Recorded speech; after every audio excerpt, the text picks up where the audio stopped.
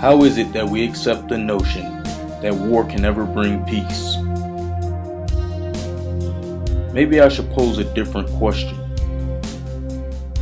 Can it be that we don't care about peace and harmony, and we have come to accept and even embrace death created by man? Death created by man. If it is that we don't care, is that how we willingly send ourselves and or family members off to war and equally be willing to kill others? And even go to the extent of associating it with honor and courage? Where could such a psychological disaster have come from? And how does it continue to exist?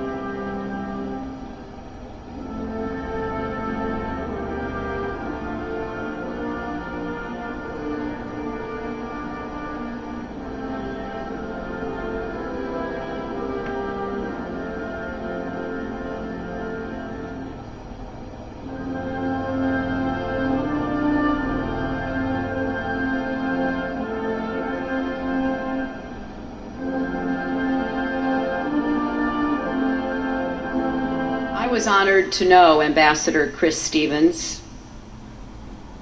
I want to thank his parents and siblings who are here today for sharing Chris with us and with our country.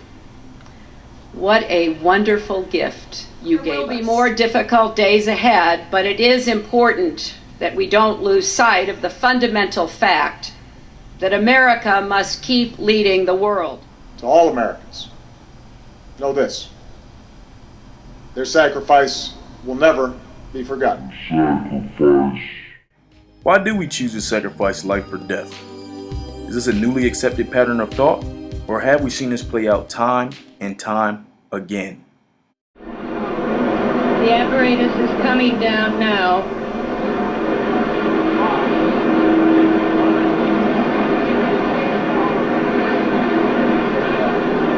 Navy ambulance is being drawn up just near the truck which lowered the casket from the plane. It is our understanding here that the body will be flown by helicopter from here, possibly to Bethesda Naval Hospital.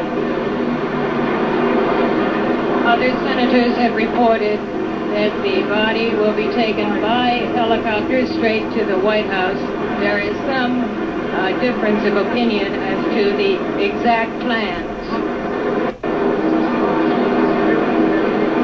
Behind the casket is Mrs. Jacqueline Kennedy. To her right is her brother-in-law, the Attorney General, Robert Kennedy. They are helping her down out of that carrier that has just brought down the casket.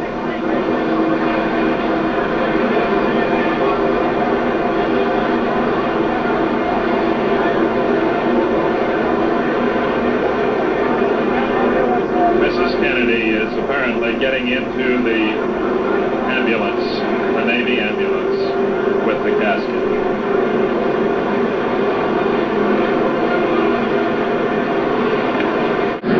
This is a sad time for all people. We have suffered a loss that cannot be weighed. For me, it is a deep personal tragedy. I know that the world shares the sorrow that Mrs. Kennedy and her family bear. I will do my best. That is all I can do. I ask for your help and God's.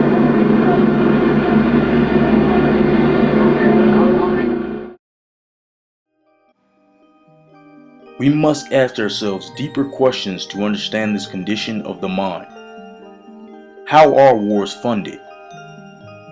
Wars are funded with the taxpayer's dollar. Who benefits from war? National defense contractors, bankers, major corporations of all kinds. Who loses because of war? All of us. Many lose their lives, many lose their loved ones, and many lose peace.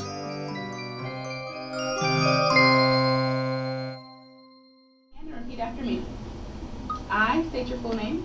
I, Samuel Francis, Do solemnly swear do solemnly swear that I will support and defend that I will support and defend the Constitution of the United States the Constitution of the United States against all enemies, against all enemies, foreign and domestic, foreign and domestic, that I will bear true faith that I will bear true faith and allegiance to the same, and allegiance to the same, and that I will obey the orders and that I will obey the orders of the President of the United States of the President of the United States and the orders of the officers and the orders of the officers appointed over me, appointed over me, according to regulations according to regulations and the Uniform Code of Military Justice. and the Uniform Code of Military Justice. So help me God. So help me God. Okay, go ahead and lay your right arm. It appears that what the military programs strive to do is create order followers. So what is an order follower? An order follower readily accepts whatever its commander tells it to do and does not think critically about the information being given. An order follower does not use its own mind to think. Instead, it relies on its commander to tell it what to do. This condition exists only when the mind operates in a very low state of consciousness. Humans who think for themselves cannot be order followers. To take sole responsibility for one's own mind is the true path to freedom. Whoever leaked all those State Department documents to the WikiLeaks website is a traitor and should be executed or put in prison for life. I think he committed treason. I think he should be prosecuted to the fullest extent of the law. He jeopardized national security. We've got to get a kid squad together and shoot this guy. What I call Bradley Manning is hero. I'm very happy to be here at what I regard as a family gathering. Today when we march with truth on our side.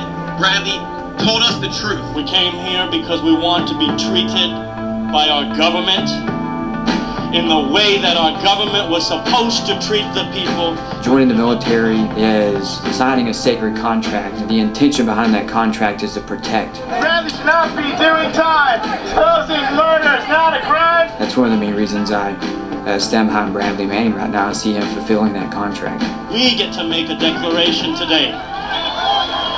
Bradley Manning is an American hero.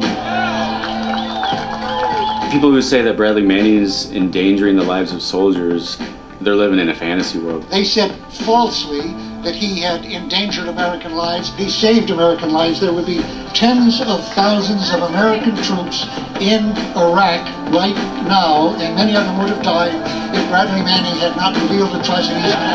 One act of his saved more lives than any special forces unit anywhere, and without firing a single round. I saw the horrors of war and the needless killing every day while I served. I saw the lies that we tell people every day. Come on, fire. The fact that Bradley Manning put out that video of Americans mowing down unarmed civilians, no one would have seen that except for Bradley Manning. We treat people like Bradley Manning as a criminal when he really awoke us to something that happens every day. 23 hours a day in lockdown, alone in a cell, with nothing in the world but your own terrifying thoughts.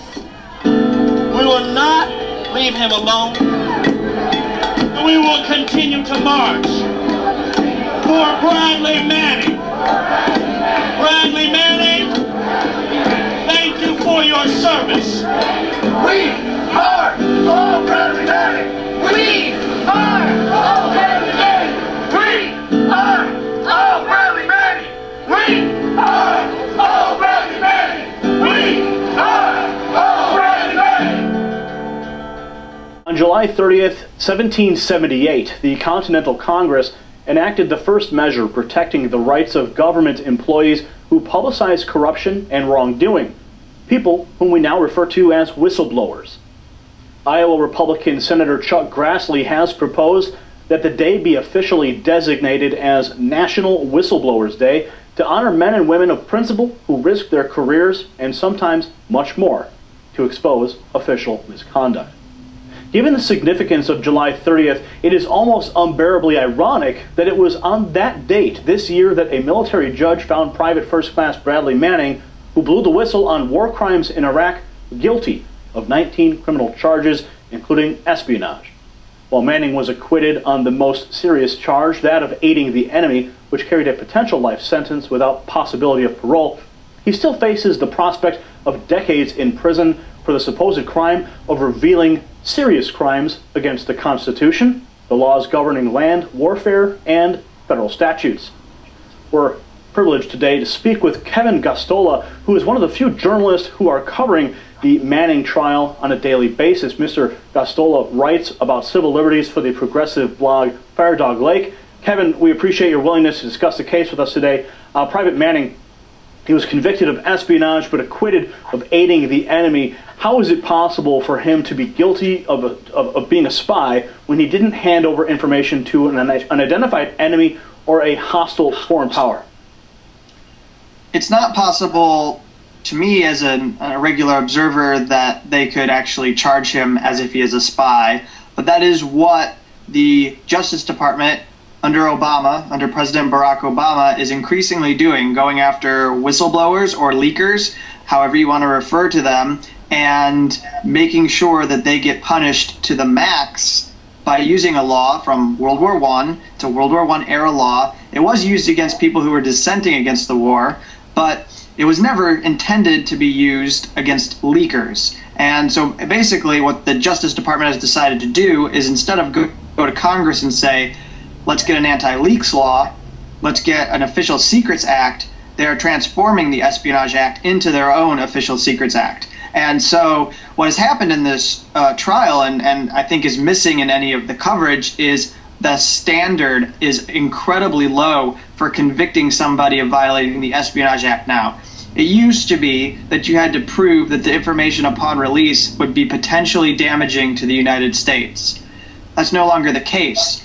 Recently, in the leak prosecution of Stephen Kim, who you might remember received attention because of James Rosen, the Fox News reporter, who was labeled as a aider, abettor, and co-conspirator of the leak by the FBI, the standard has been lowered by the judge in that leak prosecution. You just have to prove it was national defense information that the person released to be guilty of violating the Espionage Act. There's no longer the requirement that the information be shown to have done damage or advantaged foreign powers or terrorist groups. It's now just simply that information was national defense information, you released it, go to jail.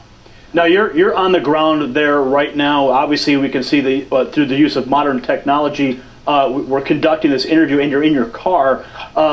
What is the general atmosphere on the ground outside the courthouse? Are there protesters? Is there other media? What is the general environment like? Well, on today, it's very low activity. Compared to yesterday, we had multiple satellite trucks outside of a media center. Inside, it was filled to capacity. It was overbooked. They couldn't give credentials to every single media that wanted to be there to cover. There were protesters. The protesters are at the gates, the supporters of Bradley Manning, and then they go in and they attend in the public gallery and hear the deliberations or the court proceedings. Have there been any disruptions in the courtroom? Has anyone been forcibly removed? There have not been. However, yesterday the judge was very agitated, it seemed, and advised all the supporters not to engage in any outbursts or else they would be thrown out of her courtroom. And I think there was a little bit of sense that she didn't want to see their reaction after she read the verdict, because she quickly ran away from her box and back into her chamber right after she finished rapidly reading this verdict. Now back to the topic of war crimes. Several U.S. soldiers who were convicted of war crimes, such as Sergeant Lawrence Hutchins, who murdered an innocent Iraqi police officer, and Sergeant Ray Gouillard, who was involved in the murder of 3 handcuffed detainees, served brief prison terms before having their convictions overturned on appeal. Is it possible that Private Manning, who exposed war crimes, might likewise see his conviction overturned and perhaps his sentence reduced? It's doubtful.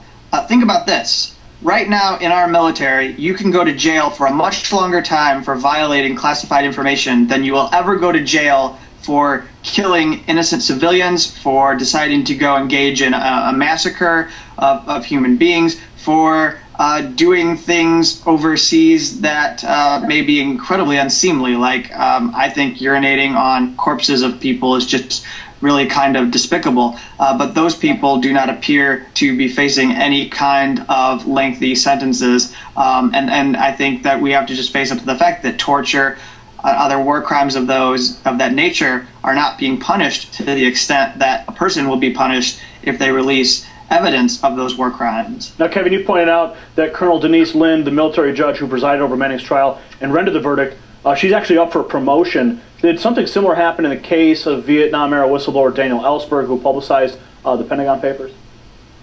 Yeah, it's very analogous. I mean, it's incredible that right now the judge is hearing this case and she's got this ability to move up immediately, which I don't know. It apparently didn't have any influence on her decision to convict Manning of aiding the enemy, but it doesn't matter with the Espionage Act offenses or the stealing offenses. He faced an offense of exceeding authorized access on his computer. Is there any influence going on? We don't know, but it just doesn't look professional from an outside observer. Now, many people have actually condemned Manning for taking his information to WikiLeaks rather than expressing his concerns over war crimes through the proper chain of command. Didn't he make an attempt, though, to go through the so-called proper channels? I think that there's a little episode in the history of Bradley Manning that doesn't get enough attention, but it shows that he did initially have this idea that you could go to a commander and something might change.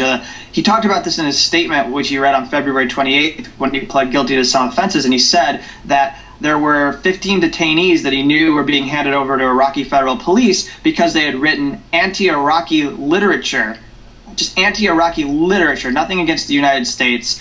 And he thought they were going to be tortured and abused. He told a commander, and that commander basically told him to go and get him more detainees. The superior officer told him that. So I think that also within the brig facility, he came to understand that a lot of soldiers just didn't have the same feelings toward protecting the civilians they were there defending in the war zone versus the soldiers from the United States that were there in the war zone. And so I think he developed this sense that the best way he could do everything that he wanted to do to bring attention to what he was seeing is just to give the information to WikiLeaks. It's also very anonymous. You know, I think that's a feature that can't be understated about being able to just give it over and possibly nobody learns your identity. And I think he was able to think that if I just give this information, I'll be able to go on and do what I'm doing without anything contentious happening. Now that we have seen what can happen when one chooses not to follow orders, we need to ask how a control system ensures its people will follow orders. Surely we cannot assume that a control system fully expects its people to police themselves. Although fear does play a part in creating order followers. Let's take a look at an organization that is responsible for collecting data of people in order to keep the control system informed about its level of control. Are you confident that you know everything that's going on within that agency and that you can say to the American people, it's all done the right way? Yes. inadvertently, accidentally pulled the emails of some Americans. That's not the question I'm asking respectfully. I'm asking, has the NSA ever collected or ever made any plans to collect American cell site information?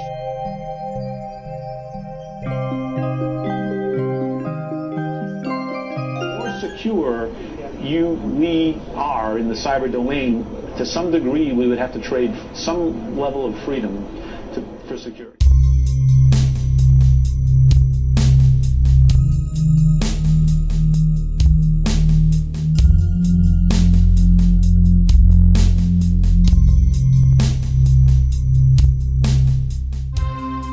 Scandal prove the notion that there is no such thing as privacy in a surveillance state?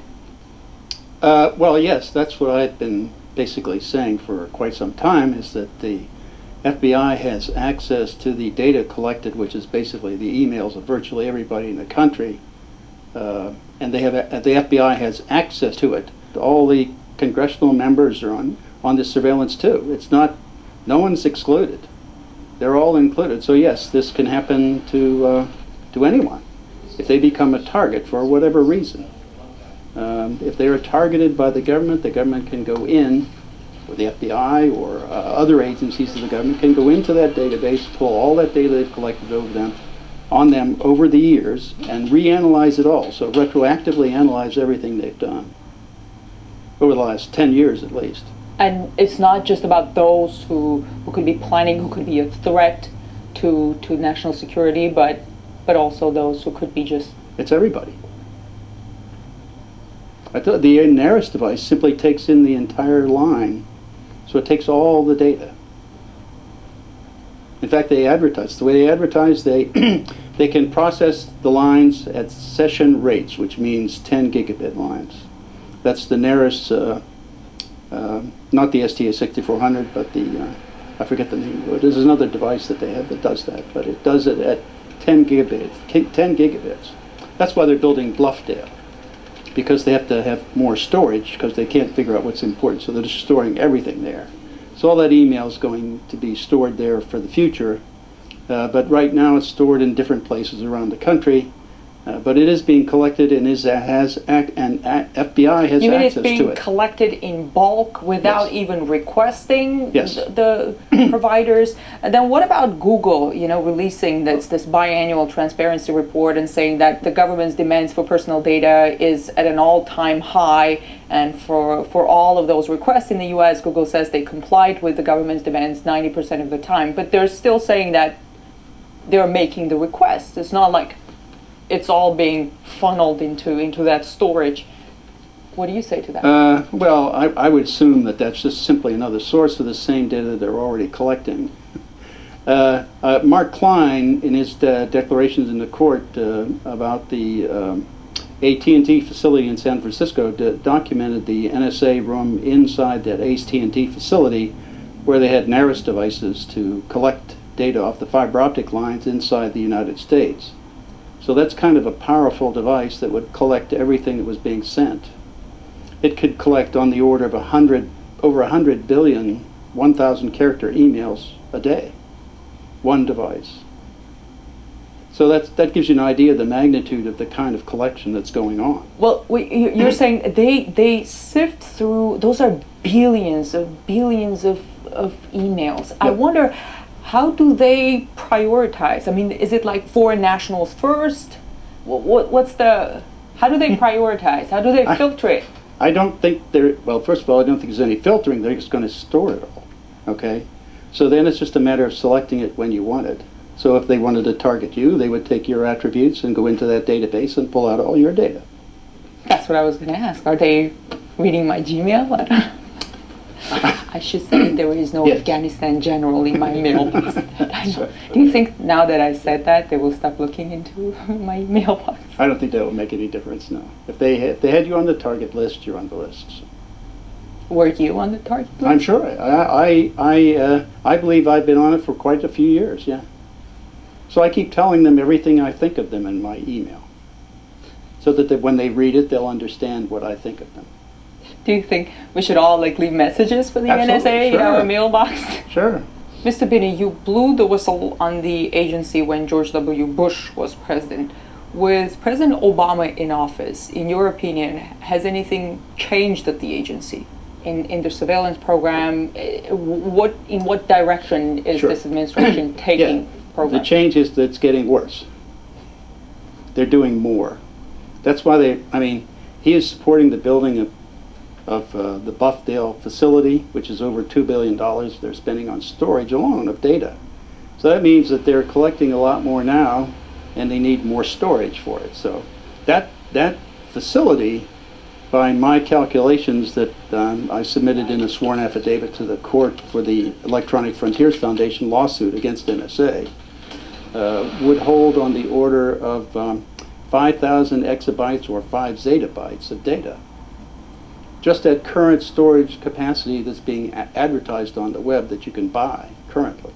And that's not talking about what they have in the near future. Okay, so what are they going to do with all of that? Like, okay, they're storing it. Why should anybody be concerned? Well, if you ever get on their enemies list like Petraeus did, or for whatever reason, then you can be drawn into that surveillance. Do you think they were the General Petraeus, who was idolized by the same administration, or General Allen? Well, there's certainly some questions that have to be asked, like why were they targeted to begin with? What law were they breaking, or what probable cause did they have to begin in the case even of General Petraeus, one would argue that there could have been security breaches, something like that. But with General Allen, I don't quite understand, because what they were looking into were his private emails to this woman, and well, that's the whole point. Yeah, the whole point is what probable cause from the beginning. And why did they? I'm not sure what the internal Make politics is. Yeah, well, that's part of the problem. This government doesn't want things in the public. It's not a government, a transparent government. So whatever they're doing, whatever reason they had to motive, and whatever the motivation was, I'm not privy to it, so I don't really know. But I certainly think that there was something going on in the background that made them target those fellows.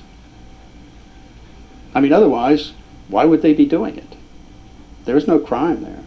It seems that the public is divided between those who think that the government surveillance program violates their civil liberties and those who say, I have nothing to hide, so why should I care? What do you say to those who think that shouldn't concern them?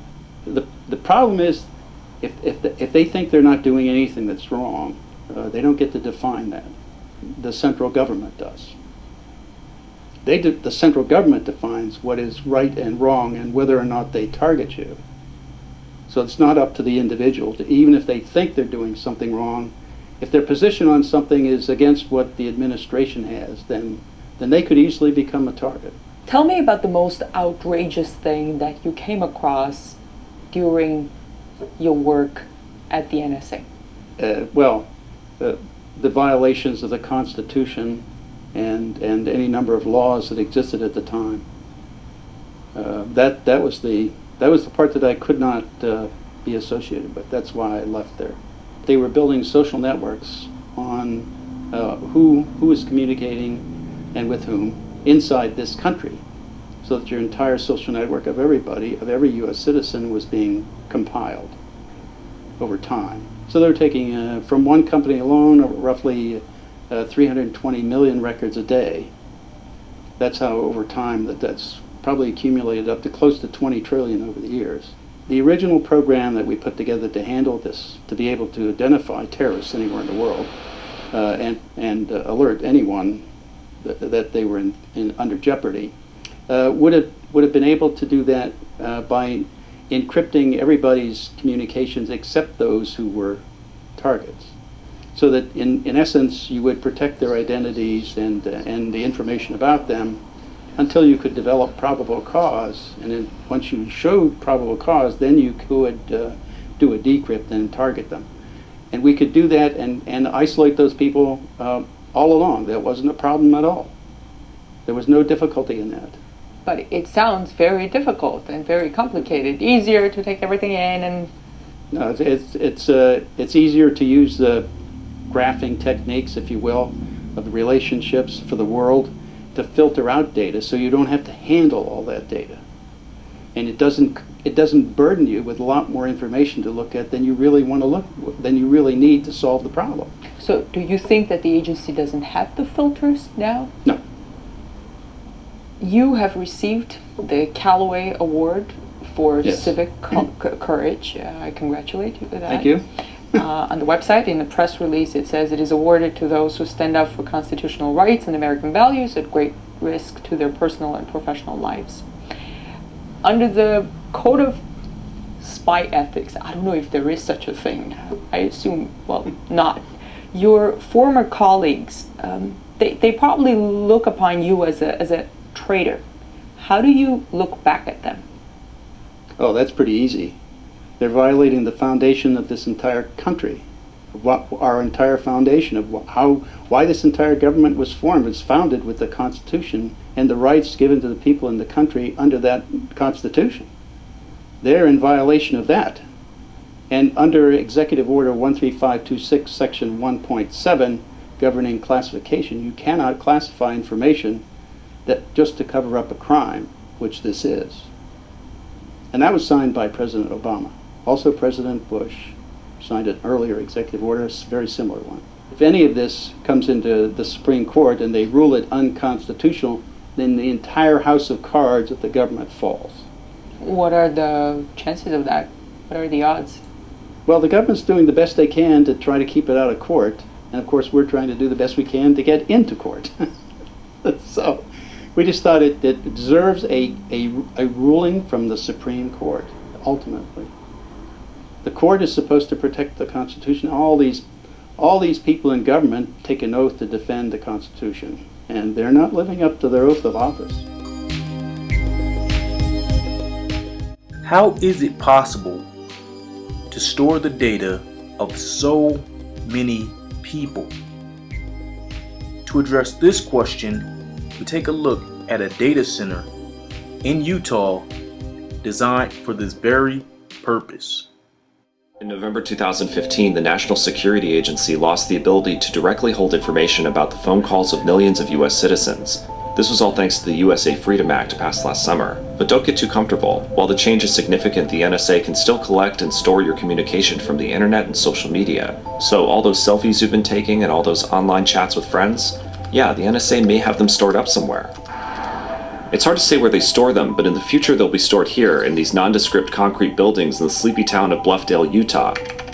We asked the NSA if they could show us around the complex, but were promptly turned down because the site is a secure facility. They may have understandably been a little spooked since Edward Snowden revealed all that spying on Americans that they were involved in. The NSA data center is primarily server space, where they have large rooms with racks of servers. That's Pete Ashton of X-Mission, an internet service provider in Salt Lake City. Before Snowden revealed massive spying by the NSA in 2013, Ashton was able to get a tour of what was inside those concrete buildings, and he may be one of the only people to talk about what he saw publicly. What did you see? How did you even get an invitation to go? X-Mission is part of Utah Data Center Consortium, which was started by an individual at the University of Utah. University of Utah, of course, has their own data center, and they wanted to get people together to share ideas and best practices. The Data Center Consortium includes University of Utah, eBay, Oracle, and it also includes the NSA. And I think the NSA participates, just to be friendly and probably to recruit, because whenever there's a thing at the University of Utah where we're talking data centers, they go up and they want to talk to the students to tell them what they do and what a great job it is to work for the NSA. So they made that invitation in fall of 2012, and I heard it was a great facility and I wanted to check it out. So you walk in, and what do you walk around and see on this tour? It was still under construction at that point, and I saw a lot of people pulling cable. They loaded us into a van and drove us around. First we saw the facility kind of like from above, and they pointed out how it's divided into two facilities that are redundant with each other. The questions they would answer were very banal, but we were able to calculate the capacity just by counting the generators. Each of those generators was like a 2 megawatt generator, and they had over 30 of them, I think. Oh, wow. That's a lot of power. It is a huge amount of power. I think a megawatt can service 1,000 homes. The tour guide said that one of the reasons they wanted to build the data center in Utah was because of the patriotism of people from Utah. Yeah, that was one of my questions is, why did you come here? And his response was, the electricity is cheap and the people are patriotic. And I read that as a code word, is that nobody's going to ask any questions. And, that kind of sat with me uneasily, that in my opinion, patriotism is questioning your government consistently. The idea that we're just sheep out here and we're not going to care, I think is, even though we're a very conservative state, I think a lot of people would bristle at that idea. Okay, so they put the pillowcase back on your head and you leave the facility. What did you think after leaving the facility? What mulled in your head? I'd always heard the myths that the NSA could read hard drives and cracked all encryptions, and I asked them about that and they just kind of laughed that off. But as the days went on and I thought more about the facility and I thought more about what Mark Klein had revealed in 2004, he revealed that in the AT&T data center in the Bay Area that the NSA had an intercept room where all the data flowing through AT&T at that point was going in, and nobody knew what was going on inside. Now, that was something else that was interesting about the tour, is I asked, well, where's your internet connection? Do you have a connection to the internet at all? And they said, this building is not connected to the internet. So they have intercept points around the country that I think they pull data off of those intercept points and put them on their own private network. They definitely have fiber going into that building, but I think it's completely air-gapped from the internet. I started to realize that it's just a data collection point, that they're collecting and storing as much data off the internet and telephone networks that they can. And they think that if you ask for a warrant later to look at the data, that's okay. Even with everything that Snowden revealed, do you think that the average American really understands bulk data collection from the NSA? Absolutely not. I think it's a very hard thing for most Americans to understand exactly that their data is being intercepted and stored. And a lot of people would say, well, I'm not a criminal, I don't have a problem with it. Well, the thing you have to realize is you may not be a criminal, but giving that data to other people and trusting them with it, there could be criminals on the other side. If you trust the government is going to do the right thing, I think you're alone in that respect.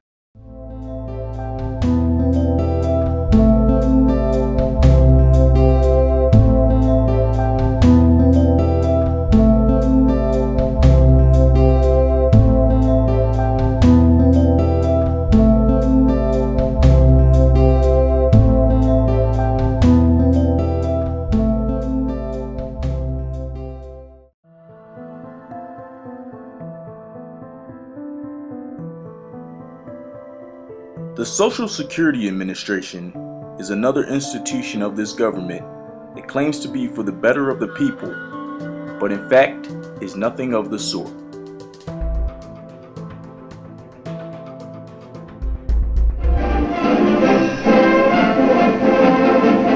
Social Security is the president's theme, as in Washington he discusses the outlook of the individual. The millions of today want and have a right to the same security that their forefathers sought in this nation. The assurance that with health and the willingness to work, they will find a place for themselves in the social and economic system of the time. Because it has become increasingly difficult for individuals to build their own security single-handed, government must now step in and help them lay the foundation stones, just as government in the past has helped lay the foundation of business and industry. We must face the fact that in this country we have a rich man's security and a poor man's security, and that the government owes equal obligations to both.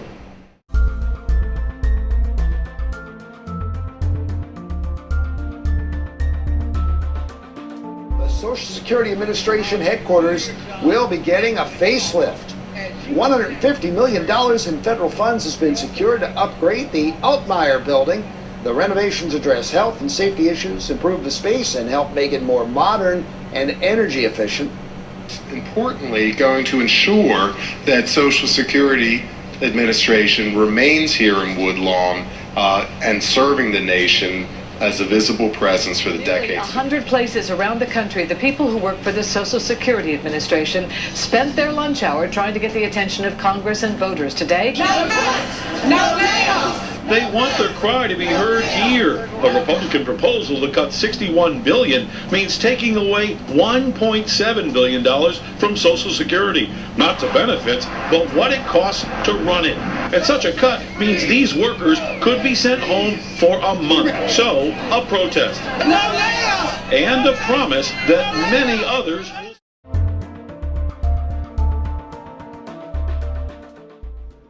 The Social Security Act is said to be a response to the Great Depression, but could it be that the Great Depression was a cause to bring about the Social Security Act in the first place?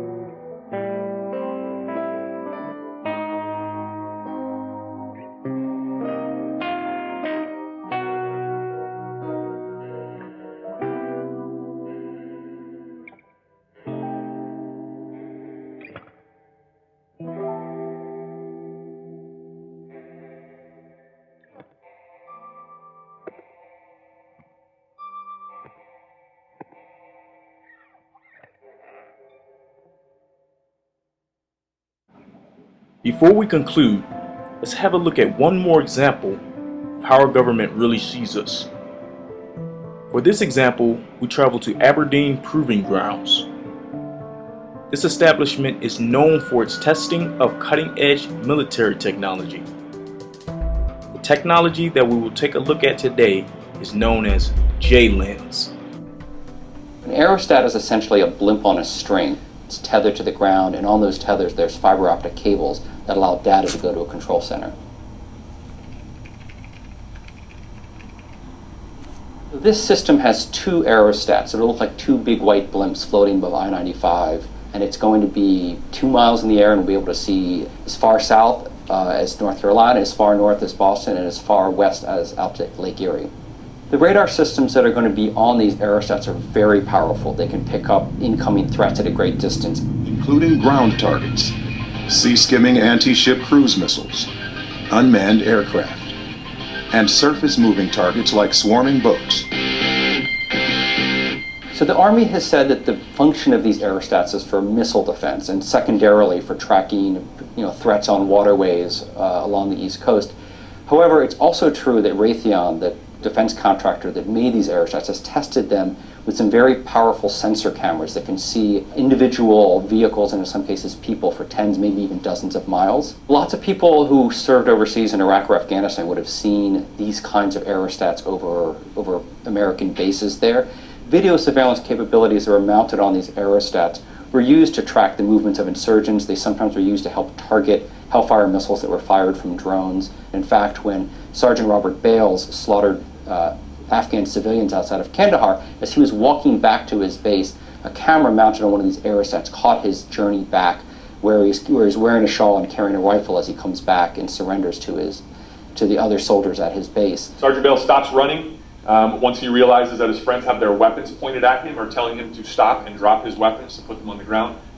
Though there's no acknowledged plan now to ever do that kind of test over Aberdeen, the fact that Raytheon has already tested this capability has caught the attention of some privacy advocates. Since we have the capability to detect a threat, it would almost be criminal if we didn't put it up there. And so that's one of the reasons why we're looking at the 3-year test for J-Lens, is so that we can have the ability to detect a threat much further out. And what if they take out J-Lens? It's, I don't think they would. We've established why it is important to question what we are told. We have seen what happens when we do not think critically. So the question remains, what can we do once we see what is really taking place? And the answer is non-compliance.